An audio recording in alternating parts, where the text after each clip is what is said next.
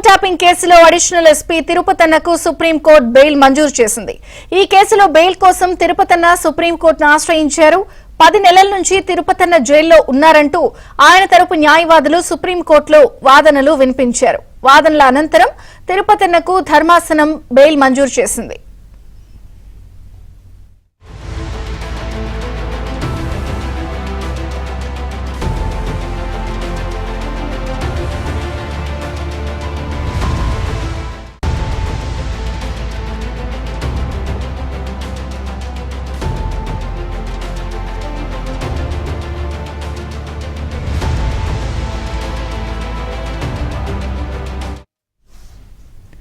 Phone tapping కేసులో additional SP తిరుపతన్నకు సుప్రీంకోర్టులో bail మంజూరు చేసింది. ఈ కేసులో బెయిల్ కోసం తిరుపతన్న సుప్రీంకోర్టును ఆశ్రయించారు. 10 నెలల నుంచి తిరుపతన్న జైల్లో ఉన్నారంటూ ఆయన తరపు న్యాయవాదులు సుప్రీంకోర్టులో వాదనలు వినిపించారు. వాదనల అనంతరం తిరుపతన్నకు ధర్మాసనం బెయిల్ మంజూరు చేసింది. పూర్తి వివరాలు ఢిల్లీ నుంచి మా ప్రతినిధి సతీష్ అందిస్తారు. సతీష్, విజయ్ చంద్రిక తెలంగాణలో సంచలనం సృష్టించిన ఫోన్ ట్యాపింగ్ సంబంధించిన కేసులో అడిషనల్ ఎస్పీ తిరుపతన్న గత 10 నెలలుగా జైల్లో ఉన్నారు. ఆయన హైకోర్టు తీర్పును సవాల్ చేసి సుప్రీంకోర్టులో బెయిల్ కోసం అప్పీల్ చేశారు. బెయిల్కి సంబంధించిన మ్యాటర్ కాసేపటి క్రితమే విచారణకు వచ్చింది. అయితే అడిషనల్ ఎస్పీ తిరుపతన్నకు సుప్రీంకోర్టు కాసేపటి క్రితమే బెయిల్ మంజూరు చేసింది. 10 నెలలుగా జైల్లో ఉన్నాడంటూ కూడా తన తరపున అడ్వకేట్ వాదనలు కూడా వినిపించారు. విచారణ జరిపిన జస్టిస్ బివి నాగరత్న, జస్టిస్ సత్యచంద్ర ధర్మాసనం కాసేపటి క్రితమే బెయిల్ మంజూరు చేసింది. ఇక కేసుల విచారణకు సహకరించాలని కూడా తిరుపతన్నను ఆదేశించింది. అదేవిధంగా సాక్షులను ప్రభావితం చేయొద్దని ఆదేశాలు జారీ చేసింది.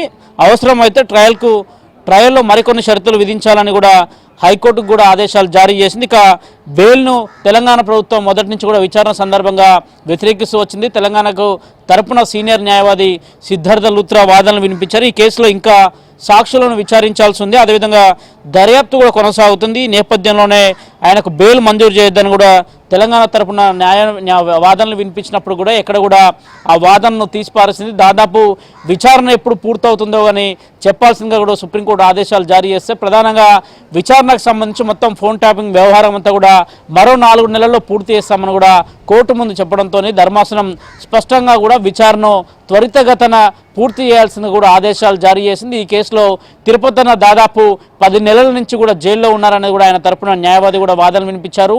ఎక్కడ కూడా ఎటువంటి రిమార్క్స్ రాలేదు. అదేవిధంగా నక్సలైట్లకు సంబంధించిన సేకరించడంలో కావచ్చు, వారి ఫోన్ కాళ్ళు రికార్డింగ్ చేయడం కావచ్చు, ఇతర అంశాలలో కూడా చాలా ఉన్నతంగా పనిచేశారు. కాబట్టి ఖచ్చితంగా కూడా ఈ సందర్భంలో దాదాపు 10 నెలల నుంచి సంబంధించిన కేసు విచారణ ఇంకెన్ని రోజులు చేస్తారంటూ కూడా ధర్మాసనం కొంత అసంతృప్తి వ్యక్తం చేసింది. ఎట్టి పరిస్థితుల్లో కూడా బెయిల్ మంజూరు చేస్తామని చెప్పింది. అయితే కొన్ని షరతులు విధించాలి, ఆయన పాస్పోర్ట్ను కూడా సరెండర్ చేయాల్సిందిగా కూడా తెలంగాణ ప్రభుత్వ తరపున న్యాయవాది కూడా వాదనలు వినిపించిన సందర్భంలో ఇక మిగతావన్నీ కూడా హైకోర్టు నిర్ణయించుకుంటుంది. హైకోర్టు అవసరమైతే ఎన్ని షరతులైనా విధించవచ్చు అనే అంశాన్ని అయితే చెప్పడం. దాదాపు సుదీర్ఘంగా 10 నెలల తర్వాత మాత్రం అడిషనల్ ఎస్పీ తిరుపతన్నకైతే బెయిల్ మంజూరు అవ్వడం అయితే కొంత సుప్రీంకోర్టులో ఆయనకు ఊరట లభించని చెప్పాలి. తెలంగాణ ప్రభుత్వానికి ఒక రకమైన షాక్ అని చెప్పాల్సి ఉంటుంది. విజయ చంద్రిక, ఇక మిగిలిన వాళ్ళ పరిస్థితి ఏంటి ఫోన్ ట్యాపింగ్ కేసులో? ఎందుకంటే ఇప్పటికే మనం పక్క రాష్ట్రాల గవర్నర్లకి సంబంధించిన ట్యాపింగ్ చేసిన అంశాలు కూడా వెలుగు చూస్తున్నాయి.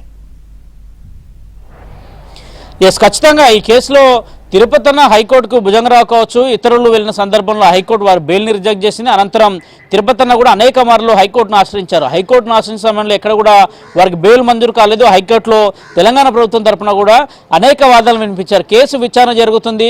మొత్తం ఈ తతంగానికి సంబంధించిన ఐజీ ప్రభాకర్ నాటి సందర్భంలో ఆయన లేరు. ప్రస్తుతం ఆయనకు ఇప్పటికే రెడ్ కార్నర్ నోటీసులు కూడా జారీ చేసినట్టు, ఆయన యూఎస్ పారిపోయినట్టు కూడా అటు తెలంగాణ పోలీసులు గతంలో కూడా హైకోర్టులో వాదనలు వినిపించారు. ఈ రోజు కూడా విచారణ సందర్భంలో కూడా కేసు విచారణ మరింత లోతుగా జరగాల్సింది. ఇప్పటికీ అనేక మంది ఫోన్ ట్యాపింగ్ జరిగింది అనే అంశాన్ని తెలంగాణ ప్రభుత్వం న్యాయవాది చెప్తూనే ఈ కేసుకు సంబంధించిన ముఖ్యులు ఇప్పటికే ఇతర దేశాలలో ఉన్నారు. వారికి సంబంధించిన వారిని కూడా ఈ కేసులో విచారించాల్సి ఉందని కూడా కోర్టు ముందు చెప్పిన సందర్భంలో కూడా అవేవి కూడా కోర్టు దాదాపు 10 నెలల నుంచి జైల్లో ఉంటుండో అతనిలో గతంలో అనేక పోలీసు విభాగాలు అనేక కార్యక్రమాలు నిర్వహించడం, అనేక విభాగాలు ఆయన పనిచేసేటప్పుడు ఖచ్చితంగా బెయిల్ మంజూరు చేయాల్సిందే, ఎలాంటి డిమెరిట్స్ లేవనే అంశాన్ని కూడా కోర్టు స్పష్టం చేసింది. అయితే తిరుపతి అన్నకు బెయిల్ మంజూరు చేసిన నేపథ్యంలో ఇతరులు కూడా ఖచ్చితంగా సుప్రీంకోర్టును తలుపు తట్టే అవకాశాలని, ఈ కేసులో ఇప్పటికే విచారణ జరుగుతుందని చెప్తున్నారు. ఈ కేసులో భుజంగరావు కావచ్చు, అనేక మంది పోలీసు అధికారులు ఇప్పటికే అరెస్ట్ అయ్యి వాళ్ళంతా కూడా జైల్లో ఉన్న నేపథ్యంలో ఒక్కొక్కరిగా సుప్రీంకోర్టుకు వస్తే మాత్రం ఖచ్చితంగా వాళ్ళకు కూడా